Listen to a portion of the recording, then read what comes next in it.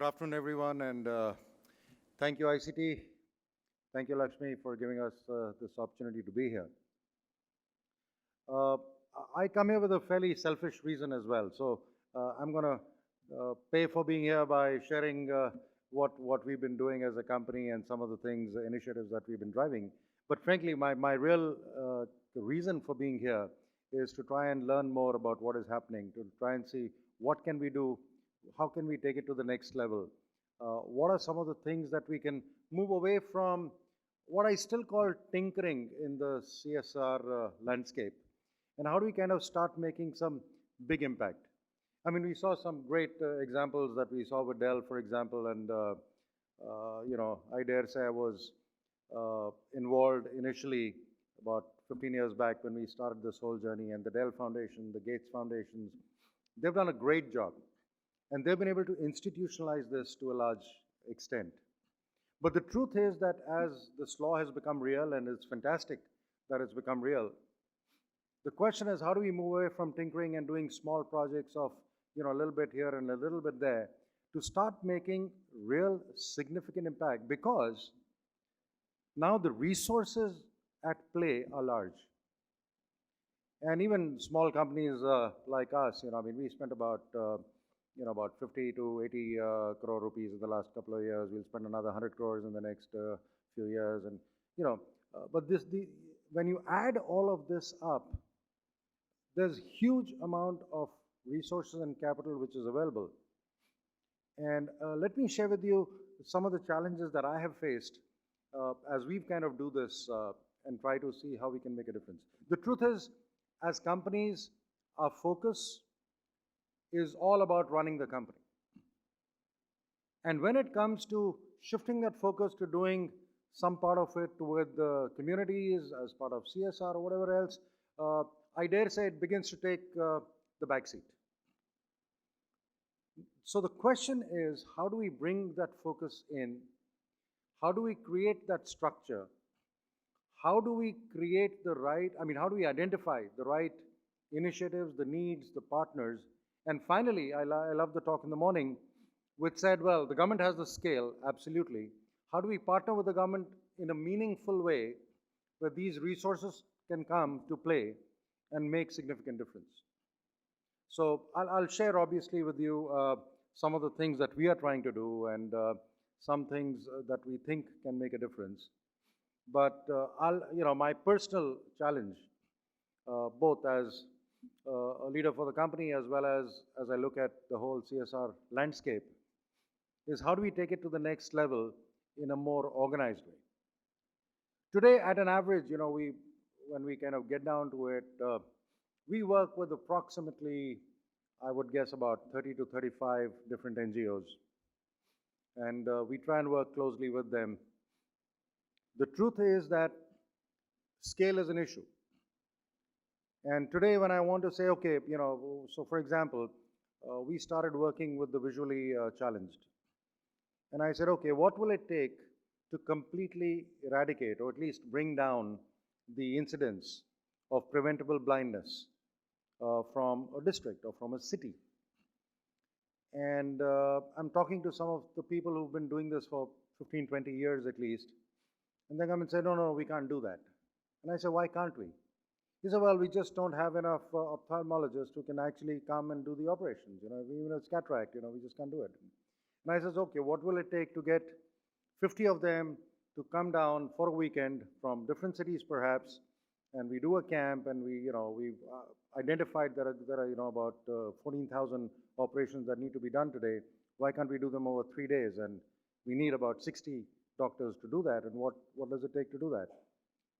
And the thing is, no, but we have access to about 20 of them at max. Actually, we do it with 5. And here I'm thinking, how do we scale this? And all it takes is how do we create that, and how we can go to one city, spend, frankly, 3 months preparing for it, do one camp, rid the city completely of cataract, move to the next city, do the same thing there, move to the next city, do the same thing there. And that's just one example. But I'm not a skeptic, don't get me wrong. I'm not a critic, I'm not a skeptic. Actually, on the contrary to that, I'm actually an optimist. Because I think with all the resources that we have, with the current government in place, with the emphasis that we have on trying to solve some of these problems, it becomes incumbent upon us as leaders, both in the industry and in the government, to figure out how do we solve some of these problems going forward. So I'm happy to share with you what we do, but I'm here, frankly, more to even try and understand what can we do differently and how can we partner in more significant ways where we can channelize some of these strengths that we have to make even more significant differences. Because, frankly, left to any one agency, any one government is going to take a much longer time. With the resources, I think we have a fantastic opportunity. So, shifting gears a little bit, let me start by sharing a brief video with you, which gives you an idea of some of the initiatives that we have. And then I promise you, I just have 2 slides after that that I want to share with you, which will give you some sense of where we are on that. And happy to take any questions that we have after that. So can we have the video, please?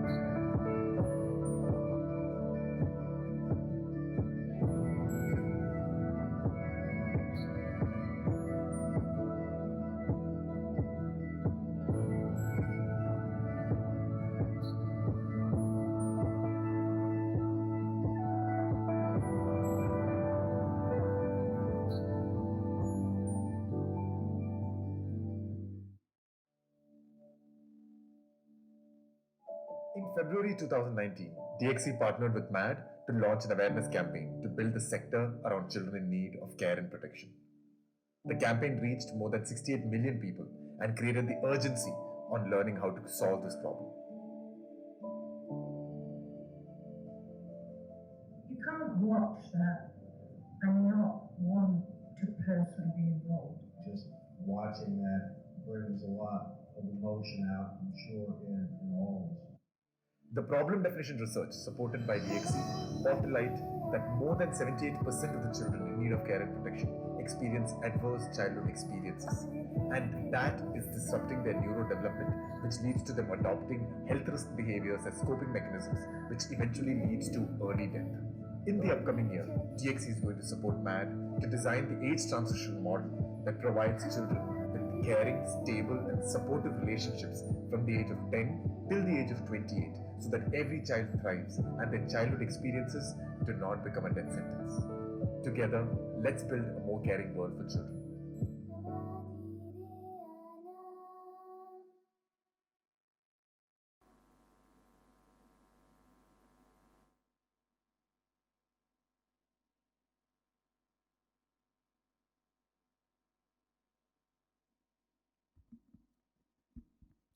So just to give you an idea, this is an initiative where we are partnering with an organization which looks at abandoned children, not just girls, boys as well, but children who are just abandoned, who at a very young age then get sucked into all kinds of nefarious activities. They're used for all different purposes. And we said, how big is the problem? And the truth is we could not find any data, any published data whatsoever, which could give us that idea. So we started by sponsoring a study to figure out what was the size of the problem. And by the time we did an estimate, this worked out about 68 million kids in the country are susceptible to all these malaises and ills and all that. So he said, okay, if that's what it is, what do we do about it? So we partnered with this organization which takes these children in and actually helps them till the age of 28. Some of these kids are 5 years old, some are 7, some are 10. And they kind of bring them into their homes, in these homes but the government says you can't stay in that home beyond 18 years of age. And then they kind of hold their hand even after that, give them skills, put them through education, get them jobs, make sure they stay away from substance abuse, make sure that they have a goal in life, make sure they find partners, sometimes get them married, and do all of that till they're 28 years of age. And the objective is, how do we get them to earn 30,000 a month by the time they're 28 and try and afford at least renting a 2-bedroom apartment? Change their lives from the streets to where we take them. Now, it's a big initiative. It takes a lot, but it can be done. And we realize that, if we do this, we can do a lot more. But what I'm driving at here was a problem we thought everyone knew about, and there was zero data. No one knew. There was absolutely. So similarly, there are other problems as well that exist that I think, to what we heard earlier, technology can help. It can be a big part of the solution as we address a lot of these issues, whether it is tracking people, data, getting demographics, trying to figure out what we can do about it, literacy, and all of that. So if I can just share with you the next slide. This is just to throw some, okay, so we work essentially in 3 broad areas: education, people and welfare, and environment and disaster relief. So these are broadly 3 areas that we work on, not very different from what you probably see a lot of other people do. And these are numbers that we've done just in the last 12 months. This is not an aggregate. This is stuff that we've done in the last 12 months. We work with primary students, and what we've done is we've gone to the slums, and what we've done is, for those, first of all, we try and see how many people we can get enrolled into a school, and then we try and see how can we keep them there. And to keep them there means 2 things: food in their stomach and the ability to kind of stay up with the rest of the class. So food in the stomach goes with food, and to make sure that they stay up with the class, we've actually partnered with some NGOs who create a small 1-room classroom inside the slum, so they don't have to travel outside anywhere. They get volunteers and teachers come in from the outside. And what they do is, after the class is over in school, they come here and brush up their concepts to stay in school. And what we've seen as a result of that is both attendance as well as results of these kids are significantly better, and they stay in class. And then that obviously leads to changing the whole livelihood, because very often these are the first kids ever in their whole families to go to school, forget college. So it changes their whole lifestyle. On the secondary and higher education and on digital education, what we've done, we've partnered with companies like NIT. We had 16,500 people, students, who actually went through certification programs with them. Approximately 65% of them later on found jobs that were suitable and that they could take it. Because that's the other thing, we want to track it all the way through and see what is the impact that we are making on this. If we look at people and wellness, a lot of this is being done in Maharashtra, for example. We've set up mobile health vans, and what we do is these vans go into a different village every few days. And everything from basic diagnostics for blood pressure and diabetes and cancer, do a quick scan, and early detection is the name of the game. Because very often by the time these people find out they have a problem, it's too late. And that puts even more pressure on the health system in the cities where they ultimately come to, and then everything else follows. So what this does is it actually goes from village to village. These vans actually go fully equipped with equipment to diagnose, as well as doctors on board. Not so much to treat, but more to diagnose. And the whole idea is to give some early diagnostics to the. And finally, you know, if you look at the environment and disasters that have happened, frankly, right now, if you look at West and North Karnataka, there's a huge problem there. There are almost 70,000 families which have been displaced. All of them have lost their livelihood because the land is all underwater. These are all agriculturists.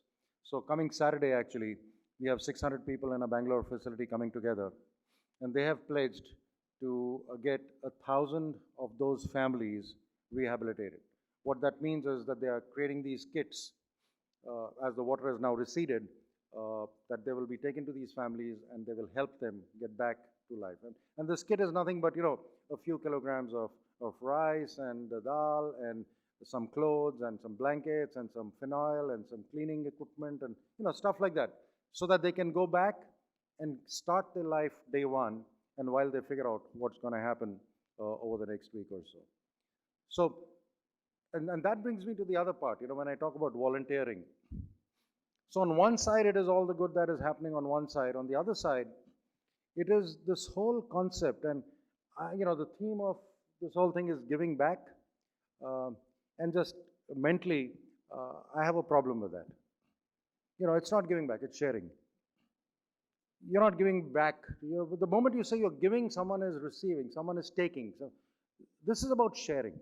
Sharing your knowledge, sharing your privileges, sharing your wealth, sharing everything that you can do so that you become part of, you become one with them. And that's what we are trying to promote. Saying, don't do this because, you know, you have to tick off a box or something. Do it because if you want to. And the truth is, people want to. They want to share. And again, you know, when you talk about giving, it's like, okay, I don't use this anymore, so let me give this away. You know, here are clothes that I haven't used for the last 2 years, let me give that away. Here are books I don't need, I don't read anymore, let's give that away. You know, the mental mindset of giving is give stuff that you don't need. The mental mindset of sharing is, let's share what we have, which we still need, which you will need, and we become one as we share. So the whole conversation, we want to shift to sharing. And we are trying to do that as we do that. And so you share your, you know, the fact that you're privileged. How do you want to do that? So those are some of the programs that we are running within DXC.